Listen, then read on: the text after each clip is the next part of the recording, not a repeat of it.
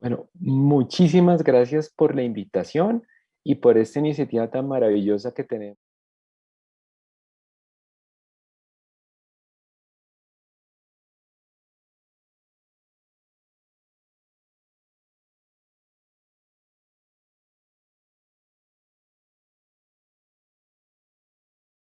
Salud en la cual trabajo yo, que tiene que ver sobre el papel que tenemos nosotros los pediatras en el cuidado y en el acompañamiento prenatal, en todas las maravillosas actividades que están haciendo los ginecobstetras, las enfermeras, las terapeutas, los psicólogos, en ese papel de acompañamiento. Sin embargo, nosotros también tenemos un papel muy importante y hoy les voy a contar un poco de la experiencia que estamos realizando nosotros en nuestro trabajo. Eh, Como les decía, soy colombiano, vivo en Bogotá y parte de la pasión de lo que yo hago tiene que ver con todo el trabajo en puericultura, en la sociedad colombiana, las diferentes actividades que estamos haciendo y también en la parte de educación y docencia y acompañamiento de los chicos en este proceso de aprendizaje. Eh, mm, pues quiero contarles que la mayoría de las fotografías que ustedes van a encontrar las buscamos simplemente por el buscador de Google y nos sirven como material de apoyo y para los fines de esta conferencia no tengo ningún conflicto de interés. Cuando uno piensa en una gestación, yo, por ejemplo, recordaba con mucho cariño esta canción de Alejandra Guzmán, que me gusta mucho, que hablaba de cómo se sentía ella durante el embarazo y todo lo que podía venir en un futuro y comentaba, digamos, esa experiencia que tenía ella en ese momento tan particular de la vida. Y es probable que todos, en alguna u otra forma, pensemos en un embarazo como una situación, digámosle, relativamente ideal en la que una pareja decide dentro de su proyecto de vida tener un niño y empezar el proceso de acompañamiento de ese niño para poderlo llevar a ser un adulto y que sea parte funcional de nuestra sociedad.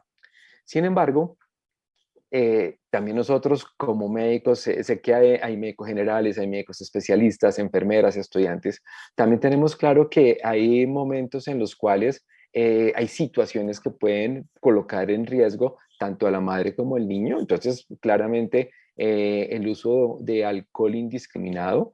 las sustancias psicoactivas, eh,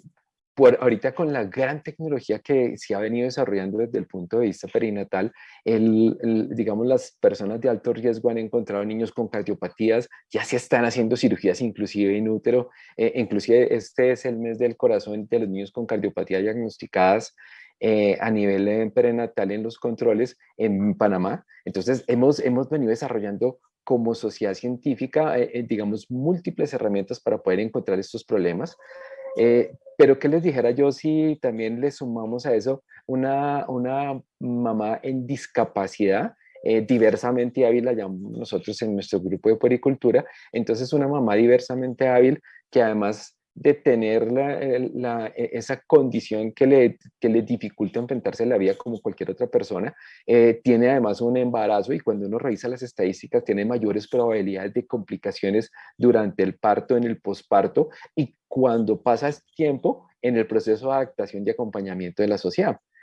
¿Y ustedes qué me dicen si yo les digo que hay chicas en estado de embarazo, por lo menos para nuestro país, en las gestaciones en los niños menores de 14 años que no se consideren consensuadas y si tuvieron una relación con un adulto, aumentaron de forma dramática comparando las cifras que tuvimos antes de la pandemia?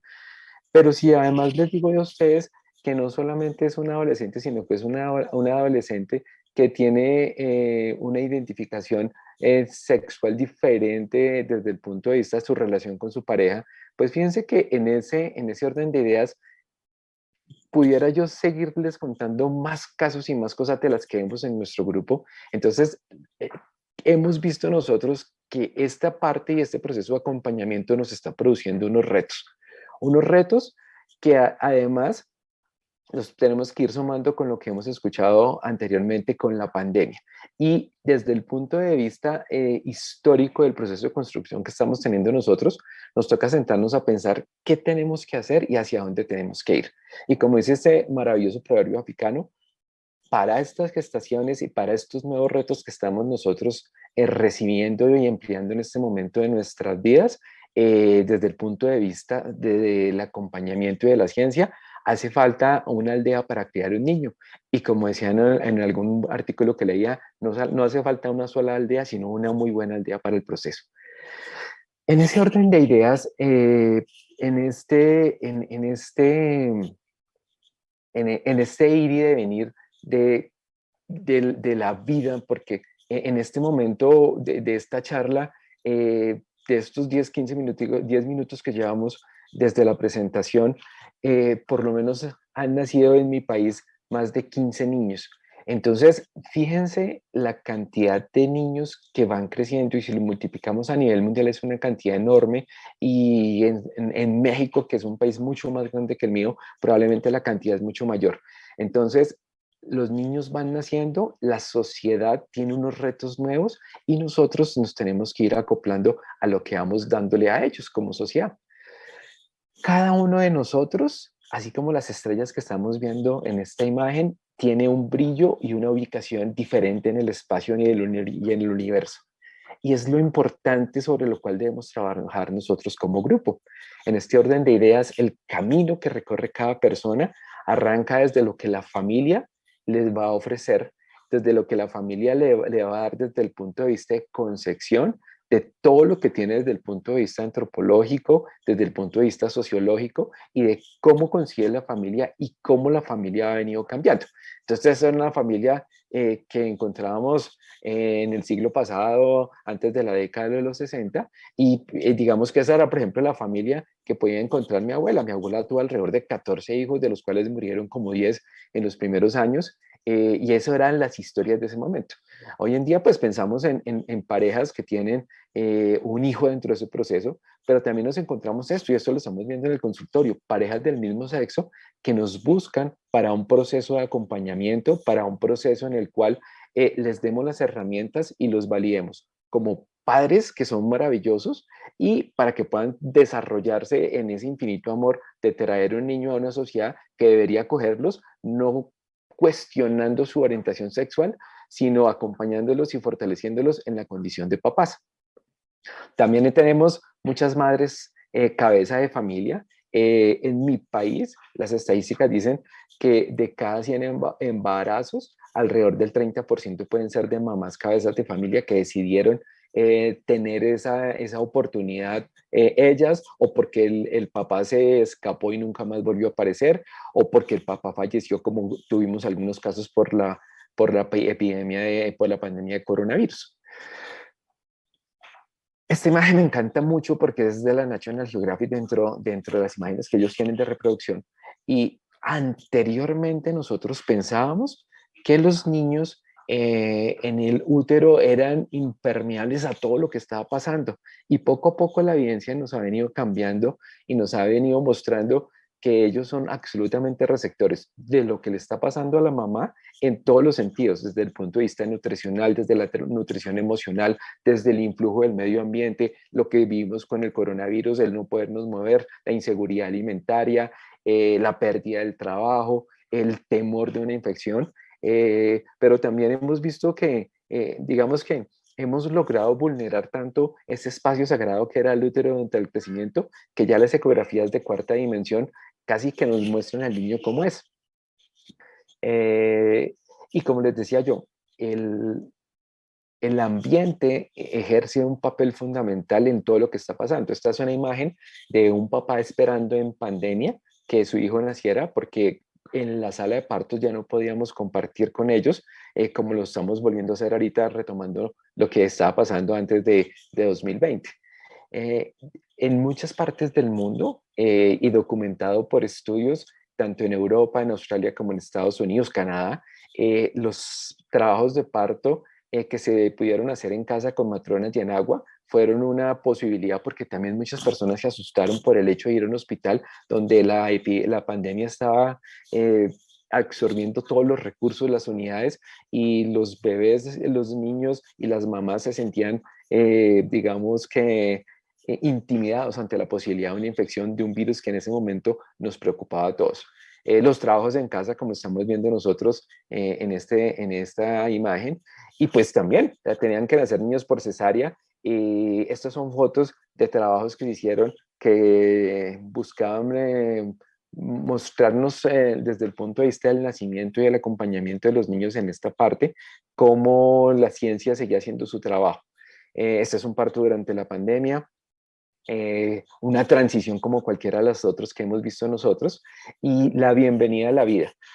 Como dice mi maestra Carmen Escayón, pediatra puericultora y cartagenera, una maestra que admiro mucho por su trabajo. Ella nos enseñó mucho el trabajo del puericultor en el acompañamiento en las familias, en el proceso de crecimiento, no solamente en cumplir guías y pesar y tallar y ordenar vacunas, sino involucrarnos un poco más en las familias, porque como escuché en la conferencia anterior del doctor José, los pediatras somos médicos de familias en esencia. Entonces, Carmen nos enseñó eso, y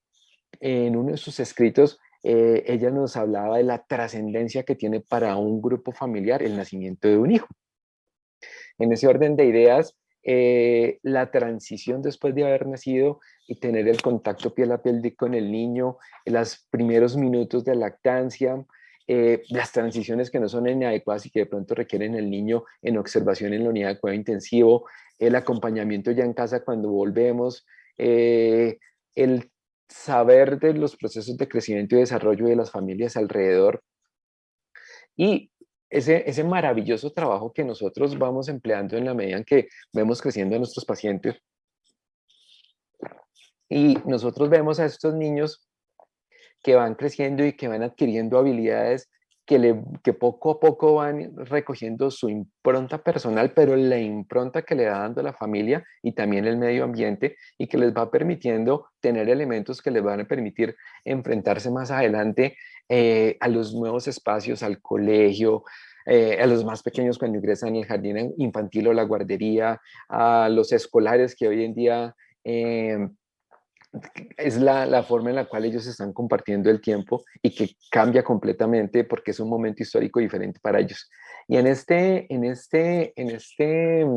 escenario que les he venido planteando, en el cual el pediatra tiene mucho, digamos, mucho que ver, porque nosotros tenemos esa posibilidad maravillosa de tener un paciente diferente en cada momento de su vida, porque ahora los tenemos desde que los papás inclusive deciden consultar con nosotros sobre los niños y el proyecto de vida cuando llegan en la consulta que nosotros le llamamos de pediatría prenatal, y que nos permiten acompañar desde los primeros pasos ese camino que se va construyendo, y cuando los vemos en la sala de recién nacidos, los adaptamos en esa sala, y cuando ya comienza el proceso del control de crecimiento y desarrollo, y entregamos un adulto que para nosotros debiera ser un adulto saludable, eh, con elementos adecuados desde el punto de vista de salud mental, con adecuadas decisiones, con una vacunación adecuada, con una familia comprometida en el proceso, con una sociedad que los acompañe y los respalda y les permita desarrollar ese momento. Bien decía un profesor mío, Juan Fernando Gómez, que un pediatra termina siendo el mejor geriatra que puede encontrar una sociedad. En ese orden de ideas, cuando uno revisa los objetivos del desarrollo sostenible que tienen las naciones, definitivamente tenemos dos puntos que nos atañen a nosotros. Uno, el tercer punto, luchar por la salud y por el bienestar de nuestros pacientes. Y el quinto punto, ser garantes de la igualdad de género para que los procesos de crecimiento, desarrollo y acompañamiento de los pacientes sean lo mejor posible. Cuando yo empecé mi formación como pediatra y empecé a hacer mi trabajo ya en mi práctica privada y en la práctica, en la formación con los estudiantes, empecé a escuchar muchas personas aquí en Colombia, y particularmente a una colega que es la doctora Amparo Díaz, a quien mando un saludo con mucho cariño. Amparo empezó a hablar para nosotros en el grupo de la importancia de tener una gestación adecuada desde el principio, no, antes, no solamente cuando tengo el niño, sino desde el proyecto de vida, desde cuando yo decido quedar embarazado, tener un proyecto de vida, saber cuál es el momento adecuado. Estoy hablando del deber ser. ¿Cuál va a ser mi red de apoyo cuando el niño nazca? Idealmente es esperar que el niño ingrese al jardín infantil mucho más tarde para que no se enferme tanto, las condiciones adecuadas desde el punto de vista de salud mental, acompañamiento, tener una familia que sea garante, que no haya, digamos, maltrato, bueno, una cantidad de situaciones alrededor de. En este orden de ideas, uno de los primeros artículos que revisamos fue este artículo del New England Journal que salió en el 2008 y que hablaba de los efectos que tenía todas esas condiciones que estábamos hablando nosotros en el bebé y su posterior desenlace en la época de adulta. Desde ese momento empezamos a ver nosotros los conceptos que ya hemos escuchado muchos nosotros, los primeros 1000 días y el impacto que tiene en la salud del niño, pero cuando lo puedo trasladar al impacto que tiene en el adulto y en el adulto como proyecto de vida, entonces estoy hablando no solamente de lo que le va a pasar a esa persona, sino de si adulto va a tener una familia también. Probablemente estas condiciones van a hacer que su descendencia puedan heredar condiciones desde el punto de vista epigenético, porque yo heredo lo que veo alrededor y a veces es muy difícil que se encambie porque se entra en un círculo de enfermedad, de pobreza, de desinformación y de condiciones que son muy difíciles de vulnerar. Entonces, la importancia es que todo arranca desde ahí. La Organización Mundial de la Salud en sus estudios nos ha hablado a nosotros de la importancia de tener el curso de vida como un eje fundamental del desarrollo de nosotros. Y no solamente que llegó el pediatra y hasta los 14 años lo vi, de 14 a los 15 que mire a ver qué pasa, porque en muchos países los adolescentes quedan quietos y que más adelante en la época, en la época de adulto joven, las actividades que veníamos haciendo nosotros se van perdiendo, la gente deja de ir a los controles médicos y de pronto vuelvo a aparecer en la década de los 40, los 50 años, cuando yo tengo una enfermedad, cuando tengo una condición grave o cuando tengo un desenlace por alguna enfermedad. Entonces, ese curso de ciclo de vida debería ser el ciclo sobre el cual deberíamos trabajar todos para que tuviéramos no solamente niños que van creciendo de la mejor manera, sino adultos en todo ese proceso por lo que viene más adelante en su proyecto de vida. Esta gráfica nos encanta a nosotros en el grupo porque nos va mostrando cómo es el ciclo de vida para todos y eso es lo que vamos construyendo cada uno de nosotros en nuestro momento. Eh, con el coronavirus entendimos nosotros que no éramos inmortales, que nuestra vida estaba colgando un hilo de plata y que vivir lo mejor posible con las nuevas definiciones de envejecimiento adecuado, con los nuevos conceptos que se van haciendo y empezar a construir la salud desde la infancia son los mejores regalos que podemos dejar para nuestros pacientes. Todos ya hemos visto estas gráficas muchas veces y los primeros 1000 días, y ya están hablando de los primeros 1500 días también, son fundamentales para el desarrollo de los niños, de las familias y para dejar las mejores bases para ese proceso que va creciendo más adelante. Me encanta esta gráfica de los 1000 días porque no solamente habla de la parte genética, de la parte epigenética, sino también le da una parte importante al afecto. Y estamos hablando nosotros que el afecto y las relaciones vinculares, el apego, el tener un papá presente y una mamá consciente, una crianza, como le llamamos nosotros en Colombia, respetuosa, crianza humanizada, sean los mecanismos sobre los cuales podamos acompañar a los niños y que vayamos nosotros dando esa información desde el embarazo para que sean las mejores cosas. En mi país hay una estrategia que se llama de cero a siempre, que vincula todo lo que tiene que ser, buscando que no hayan embarazos de adolescentes como proyecto de vida, porque hay muchas niñas que deciden embarazarse para irse de las casas, que les demos la información suficiente y que les demos las oportunidades para que ellos puedan desarrollar su vida y tener un proyecto mejor, hacer una intervención adecuada durante el embarazo y los primeros años, buscando que desde antes que una niña que esté malnutrida, que tenga un ambiente con violencia, que no tenga un proyecto de vida, de pronto esas condiciones se puedan arreglar. Como cualquier programa en un país como los de nuestras Américas, requiere tiempo, requiere recursos, requiere voluntad política, pero se está tratando de trabajar en ese proyecto. Y a nosotros, en el grupo y en la institución donde yo trabajo, la parte del trabajo antes de la gestación y el trabajo del pediatra acompañando a todo el equipo que lo está haciendo es una actividad que nos llama mucho la atención. Eduardo Galeano nos decía una cosa maravillosa y es que nosotros somos hijos de los días y cada día nos permite a nosotros nacer, renacer y volvernos a replantear, porque cada historia que vivimos nos permite a nosotros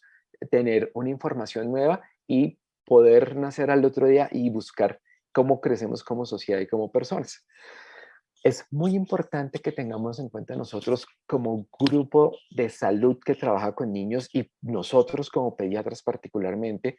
pero las enfermeras, los residentes de pediatría, los médicos familiares, el médico general, que nosotros cuando trabajamos con niños tenemos que trabajar con la familia. Y como dice Carmen, mi maestra, la familia es un ser vivo que va cambiando en la medida que lo hacen sus miembros. Y no es lo mismo la familia de una mamá que es cabeza de familia y no es lo mismo la mamá de unos padres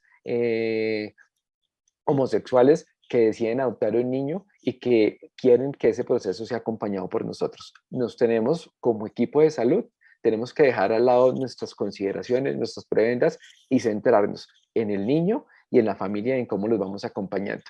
Hace un tiempo nosotros leímos estos artículos que han venido sacando en la revista Lancet y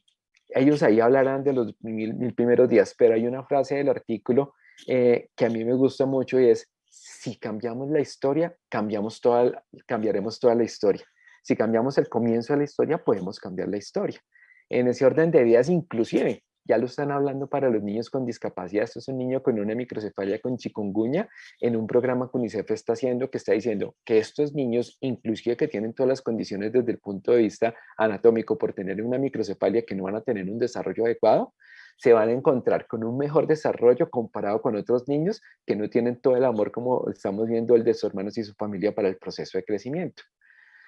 Entonces, cuando tenemos un niño como el de esta mamá hermosa y el de ese bebé en ese contacto piel a piel, nos planteamos nosotros una cosa fundamental.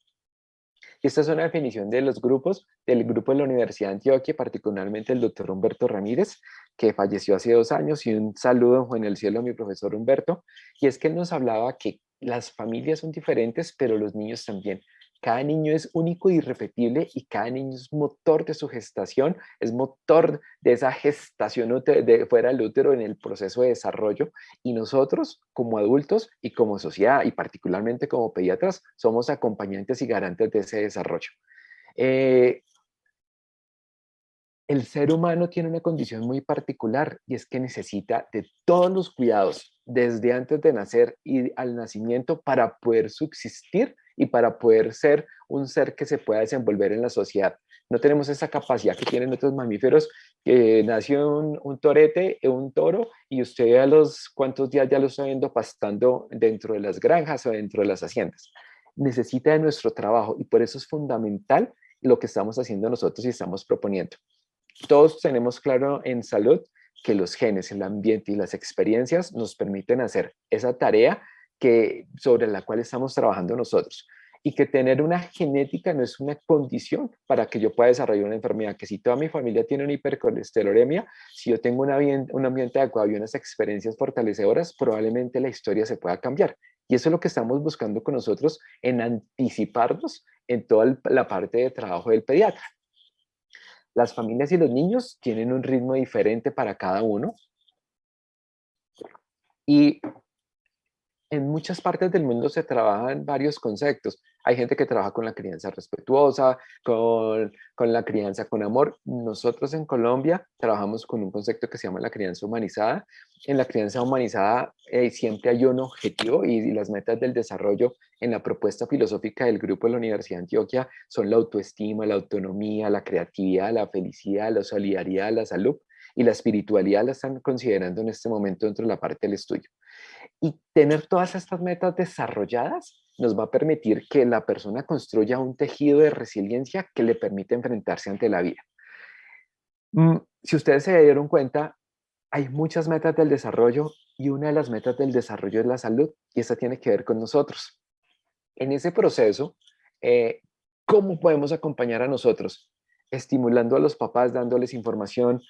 acompañándolos de la mejor manera, con los mejores conceptos, con lo que se me ocurre a mí. En este momento teníamos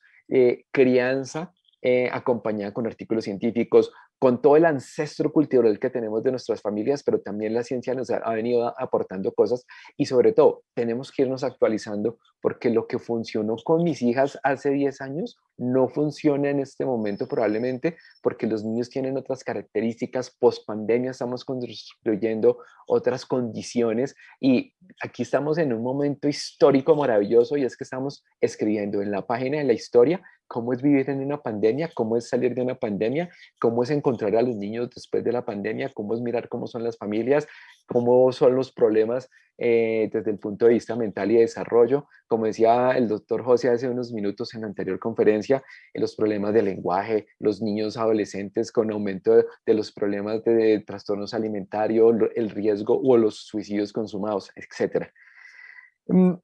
Nace un niño, nace una familia y nacen muchas cosas. Entonces,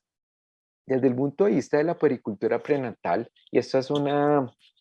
diapositiva que me compartió Amparo de una de las revisiones de tema que hicimos en el grupo,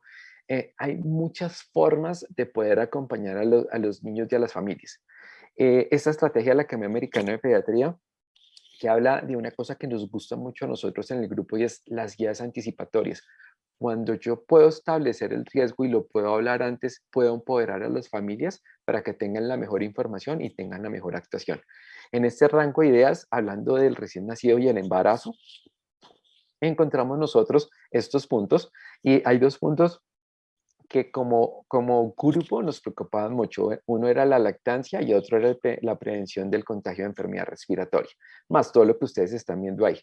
Y definitivamente el papel integrado de un grupo en el cual nosotros ya estamos, por lo menos en la institución de nosotros y en varias instituciones en Colombia, estamos empezando a coger un papel protagónico porque sabemos muy bien el trabajo maravilloso que hacen los obstetras, que hacen las enfermeras que acompañan el proceso, la gente de información, las terapeutas, los psicólogos, los psiquiatras cuando son necesarios, las nutricionistas, las personas que hacen los cursos, pero también el pediatra está empezando a querer un papel fundamental, porque resulta que la estrella de este proceso es el niño que van a ser, y ese niño necesita que los papás entiendan cosas que van a suceder cuando el niño nazca y que vayan proyectando cómo hacer la red de apoyo, cómo van a hacer las vacunas, cómo buscar el pediatra, cómo tener una mejor relación con ellos. Entonces, esta información ha sido muy valiosa y la gente la ha venido adquiriendo muy bien.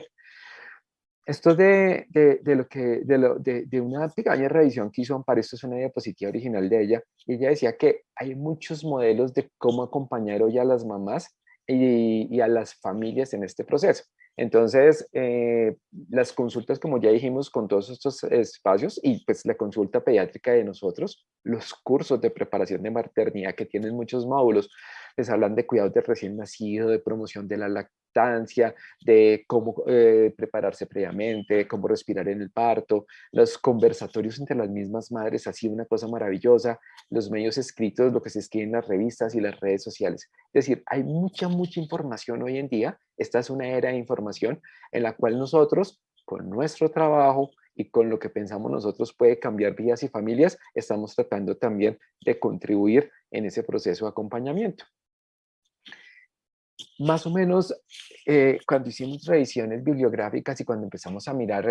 lo que les dije, cuando empezamos a apasionarnos de este tema, empezamos a encontrar artículos de la década del 90 en donde hablaban de la visita prenatal hacia el pediatra. Ya en la década del 84,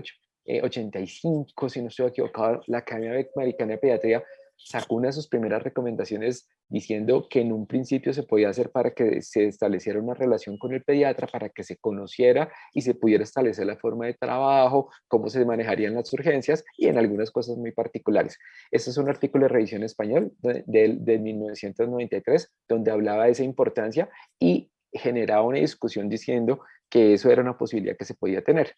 Esta es una recomendación del 2009 de Pediatrics, donde hablaba digamos que actualizada lo que se dijo en la década del 84. Esta es la última revisión que se hizo la Academia Americana de Pediatría en el 2018. Pero también uno se encontraba artículos de habla hispana, en español. Este es un artículo de pediatría entregado a a una de las revistas españolas, donde habla de la consulta y el seguimiento del recién nacido, y me encanta mucho el concepto, el regreso a las bases.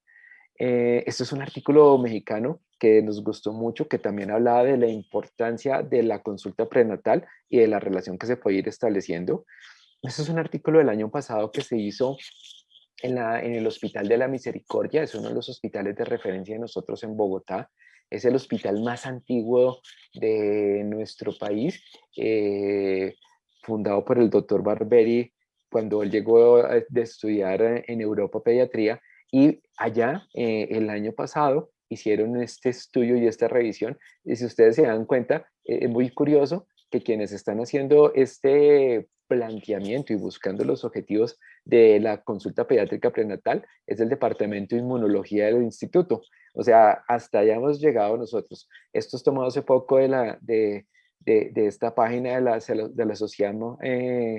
Patrocinada por la Sociedad Americana de Pediatría, como su órgano de difusión para los padres, en donde se les recomienda a los futuros padres ir al pediatra antes del nacimiento del bebé. Además, dentro del artículo hicieron una cosa maravillosa, y es que es muy importante empezar a conocer a esa persona que probablemente los va a acompañar los siguientes 17 o 20 años, dependiendo de las condiciones del país y de la edad en donde los pediatras lo vean. Nosotros en Colombia tenemos una revista que se llama Crianza y Salud. En esa revista es el órgano de difusión de nosotros, de la Sociedad Colombiana de Pediatría, en donde el tema y los temas que se trabajan son todos dedicados a la puericultura, a la educación, a temas de crianza y de salud, para que los papás tengan la mejor información de muchas personas que contribuimos con material para que los papás tengan la mejor información. Y evidentemente hablamos de temas que pueden comprometer la mamá durante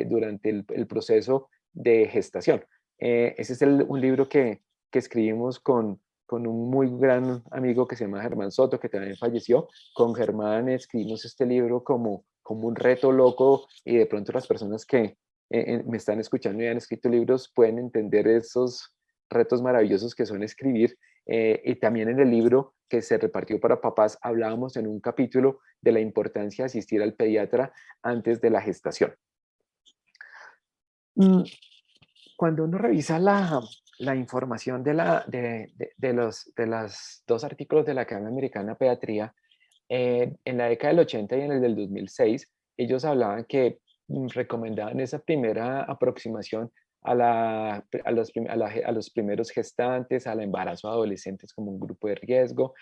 a las mujeres con enfermedades graves, las gestaciones múltiples, la muerte perinatal previa,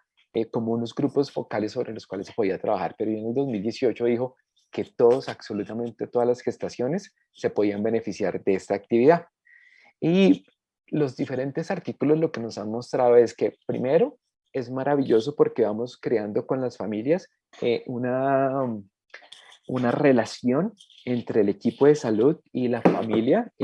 gestante, y vamos enseñándoles ese trabajo maravilloso que hacemos nosotros los pediatras. Tal vez somos, dentro de los grupos médicos, quienes más trabajamos por la educación, quienes más trabajamos por el concepto de salud, quienes más trabajamos por la familia, porque ustedes saben que si la familia no se involucra en todo este trabajo, podemos perder mucho de nuestro tiempo y de nuestras actividades, porque el niño depende de los cambios que hagan en la familia. También empezamos a conocer las familias, proyectos de vida, si son mamás solas, si son mamás con enfermedades, si hay mamás con obesidad mórbida, y empezamos a marcarlas porque ustedes saben, los diferentes estudios nos han mostrado que ese niño tiene la probabilidad que también tenga obesidad más adelante. Si tengo una mamá con una esclerosis múltiple, también la marcamos porque pudiera tener una posibilidad de un problema de desarrollo. Entonces, la pediatría prenatal nos va sirviendo para eso, para identificar riesgos. Hay niños que tienen muchos problemas que se encuentran desde el momento. Entonces,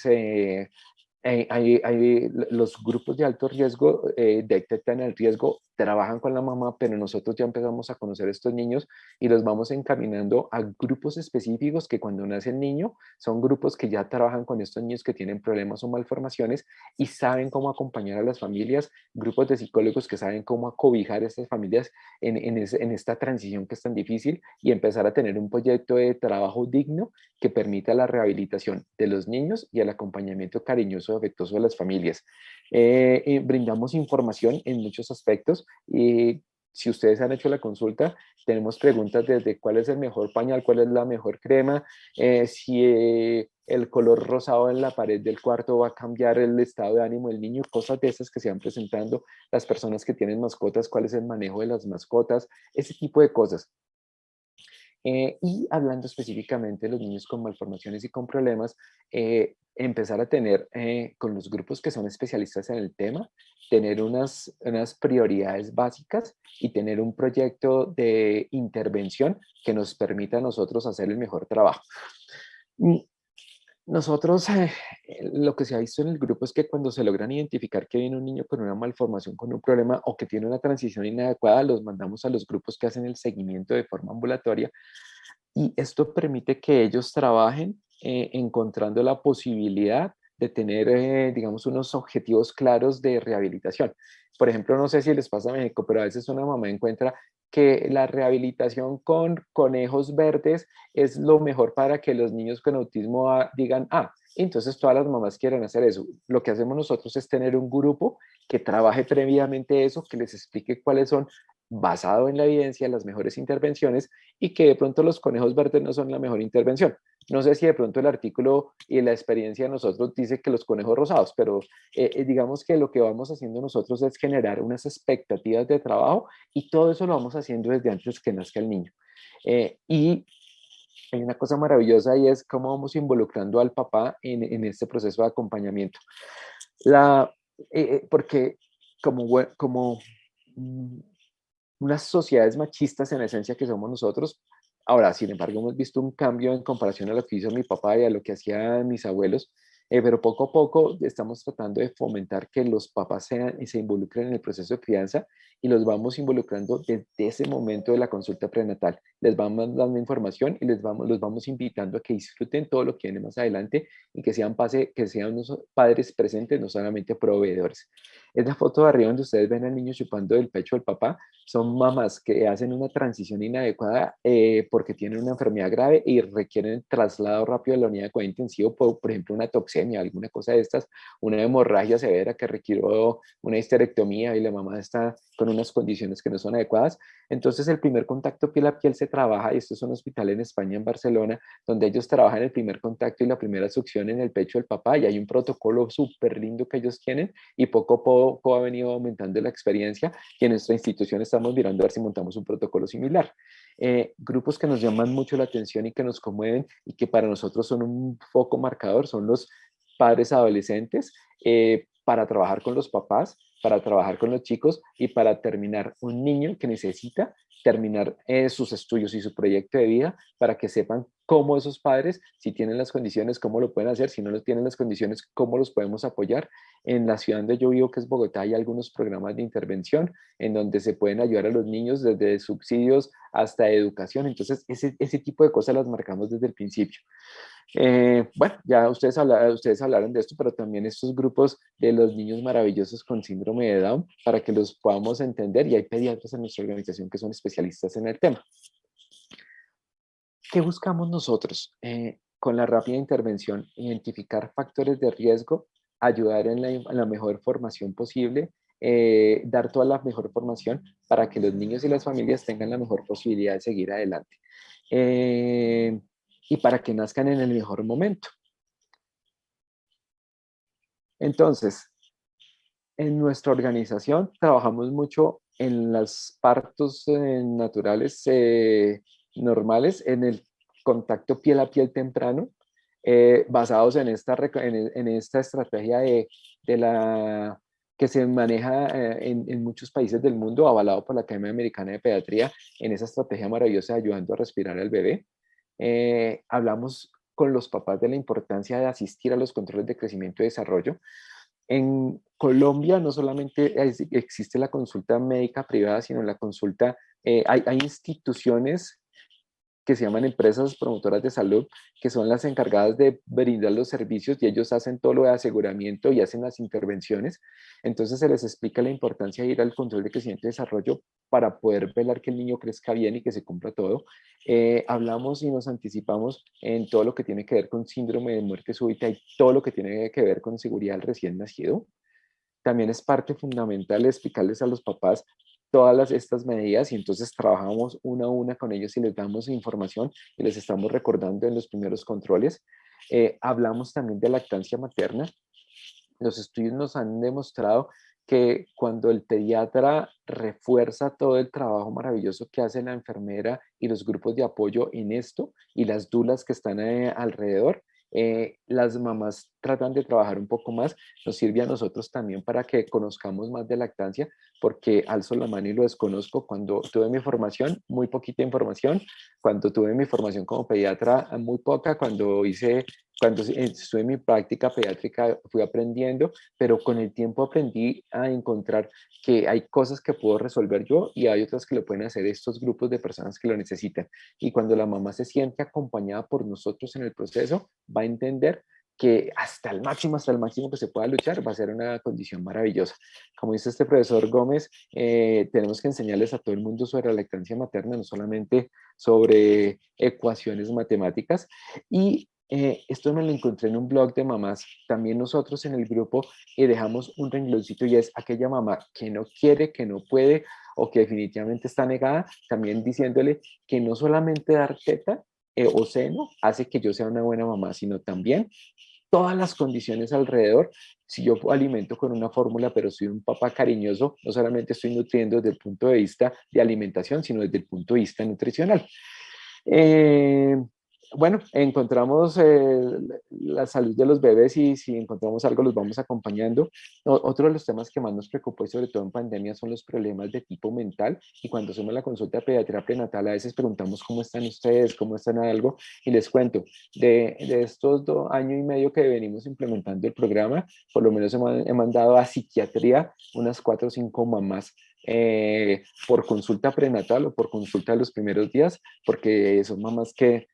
se sentían muy mal, e inclusive alguna quería agredir al niño o una pensaba quitarse la vida durante la gestación. Eh, Pensamos que los padres son fundamentales en el proceso cuando existen. eh, y cuando tenemos parejas del mismo sexo en el proceso de crianza, los repartimos en ese proceso maravilloso de dos personas que están con un gusto sexual diferente, buscando la oportunidad de acompañar al niño y sobre lo cual nosotros trabajamos y abrimos las puertas para que este proceso sea el mejor posible. Hablamos de la vacunación, hablamos y seguimos echándole información a la lactancia de su poder como la primera vacuna que tienen los niños. Hablamos de cómo se llega a la casa, cómo es importante el lavado de manos, cómo evitar el contacto con personas enfermas y les explicamos la importancia porque para nosotros es una condición de salud que favorece bronquiolitis, infecciones graves, cuidados, traslados a cuidado intensivo y todas las intervenciones que podamos hacer nosotros para empoderar a las familias, a los niños en este proceso y a las mamás pueden ser fabulosas para que los niños tengan un mejor desarrollo. Ustedes saben que entre mejores relaciones tenga yo con un buen sustrato ambiental, una buena condición nutricional y una muy buena relación con mi entorno, voy a tener un mejor desarrollo. Esta gráfica nos encanta a nosotros en el grupo porque es ese mamá y ese niño mirándose y construyendo las mejores relaciones. Eh, Como decía Gabo en algunos de sus escritos, quienes hemos sido papás o quienes hemos trabajado con niños pequeños, siempre que vemos esta imagen, entendemos que es un hilo que se construye con nuestros hijos para toda la vida y siempre, siempre nos atrapa y siempre estaremos con ellos. ¿Cuál es nuestra misión como pediatras? Buscar la mejor oportunidad para estos niños y estas familias. Vuelvo y les recuerdo las metas del desarrollo de la Universidad de Antioquia, donde la salud está al final subrayada y quiero despedirme de ustedes con la siguiente reflexión. Él es el doctor Alejandro Haddad. El doctor Haddad es médico, anestesiólogo, es asesor de salud del Ministerio Canadiense. El doctor Haddad hace unos años tuvo una condición que parecía un cáncer y sobre eso él empezó a trabajar un concepto de salud diferente porque a él no le fue muy bien con el concepto tradicional. A todos nos enseñaron que la salud era no tener enfermedades y tener un equilibrio, pero resulta que si yo tengo gafas, pues ya tengo una enfermedad, entonces supuestamente no podría llegar a la salud.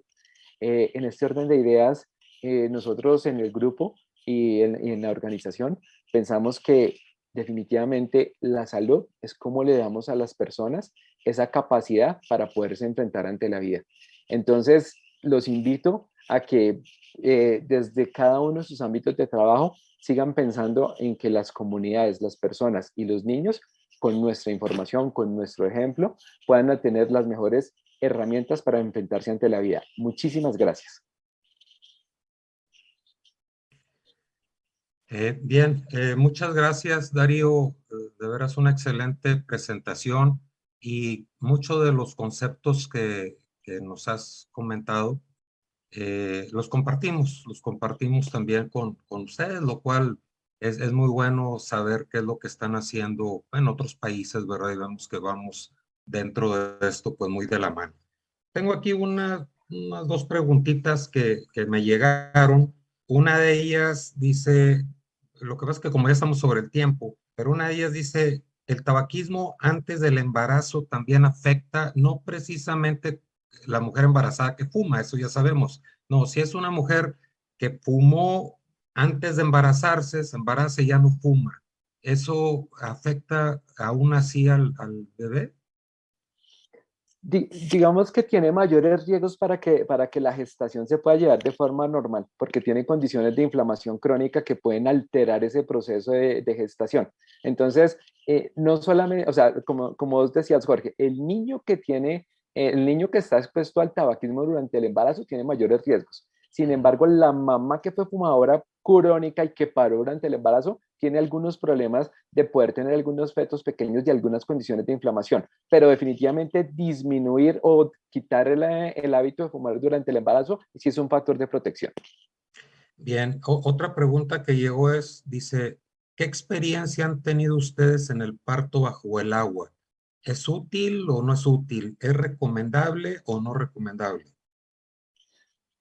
Nosotros en la institución como tal no tenemos práctica de parto como agua.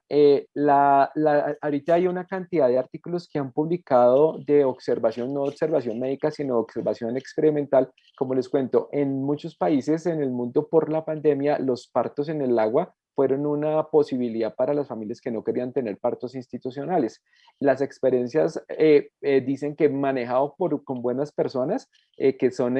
expertas en el tema y que tengan una red de apoyo para si se presenta algún problema, acudir rápidamente al médico, se pueden hacer. Sin embargo, lo que yo recuerdo, porque no tengo la cifra exacta, de un porcentaje de alrededor del 95% no tuvieron absolutamente ningún problema y un 5% de los niños tuvieron que ser trasladados a hospitales a observación. Ninguno con desenlace fatal en el primer mes de vida. Bien, no, pues muchas gracias. Quiero nada más eh, aprovechar para volver a repetir algunos datos del amplio currículum del doctor Darío Botero, perdón, porque no se escuchó al principio. El doctor Darío Botero Cadavid es pediatra puericultor por el Colegio Mayor de Nuestra Señora del Rosario, especialista en gerencia en salud pública por el mismo colegio y miembro del Comité de Crianza y Salud Social Colombiana de Pediatría. Darío, no me resta más que agradecer así enormemente tu participación. Ojalá y no sea la última ocasión que participas con nosotros. Igualmente nosotros también estamos a tus órdenes. Muchas gracias, Darío. Jorge, muchas gracias por la invitación y un saludo a nuestra audiencia. Que tengan un excelente resto de jornada. Hasta luego. Adiós.